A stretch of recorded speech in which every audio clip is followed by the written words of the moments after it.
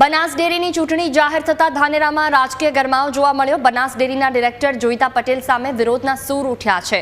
85 વર્ષના ડિરેક્ટરથી છુટકારો આપો લખાણવાળી આ પોસ્ટ વાયરલ થઈ છે।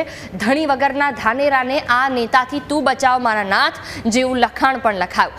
બેનરની સાથે પશુપાલકોએ વિડીયો બનાવી વાયરલ કર્યો। ડિરેક્ટર જોઈતા પટેલથી છુટકારો અપાવવા માટે વિનંતી પણ કરાઈ।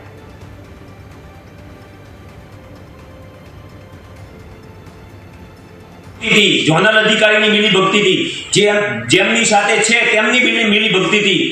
જો સાચું ઓડિટ થાય સાચો રિપોર્ટો બહાર આવે તો ઘણા ગોટાળા બહાર નીકળે એમ છે। અમે સાહેબને આવી વિનંતી કરીએ કે આ ડિરેક્ટર સાહેબ જોડેથી અમને ધાનેરાને કોઈ ડિરેક્ટર બદલી અને પશુઓના હિત ખાતર તમે સાહેબ થોડું ઘટતું કરશો એવી અમને તમને બનાસ ડેરી અને આપ સાહેબશ્રીને વિનંતી કરીએ। તો બનાસ ડેરીની ચૂંટણી જાહેર થતા ધાનેરામાં રાજકીય ગરમાવો। બનાસ ડેરીના ડિરેક્ટર જોઈતા પટેલ સામે વિરોધનો સૂર ઉઠ્યો છે। તેમનાથી છુટકારો આપોના લખાણવાળા પોસ્ટ વાયરલ થયા। કોણે લગાવ્યા? તો રતનસિંહ અમારી સાથે ફોન લાઈન પર જોડાયા છે। જી રતનસિંહ, જોઈતા પટેલથી છુટકારો અપાવવાના પોસ્ટર્સ લાગ્યા છે, આ કોઈ રાજકીય અંદર કિન્નાખોરી હોઈ શકે કે અન્ય કોઈ બાબત?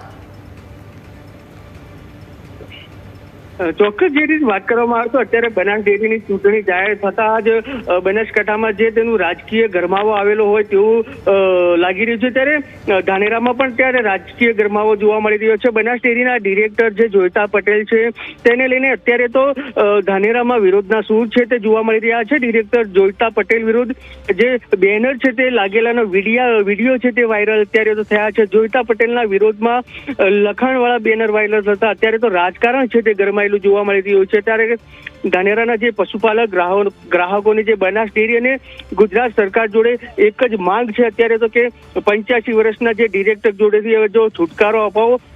જે લખાણવાળા બેનર છે તે અત્યારે વાયરલ થયા છે। કહી શકાય કે અત્યારે તો ધાનેરા અને નેતાને શું બચાવ મારા જેવું લખાણ છે તે લખાયું હોવાના બેનરો વાયરલ થયા છે। બેનરની સાથે સાથે પશુપાલકોએ વિડીયો બનાવી પણ વાયરલ કર્યો છે। એટલે કે ડિરેક્ટર જોઈતા પટેલથી છુટકારો અપાવવા માટે વિડીયામાં જે વિડીયો વાયરલ થયો છે તેમાં વિનંતી કરાઈ રહ્યા છે। ત્યારે અનેક પ્રકારે અત્યારે તો જે બનાસ ડેરીનું જે ચૂંટણી જાહેર થઈ છે તેને જ લઈને અત્યારે સમગ્ર બનાસકાંઠા જિલ્લામાં જે રાજકીય ગરમાવાનો જે માહોલ છે તે જોવા મળી રહ્યો છે। બિલકુલ, તમામ જાણકારી બદલ આભાર।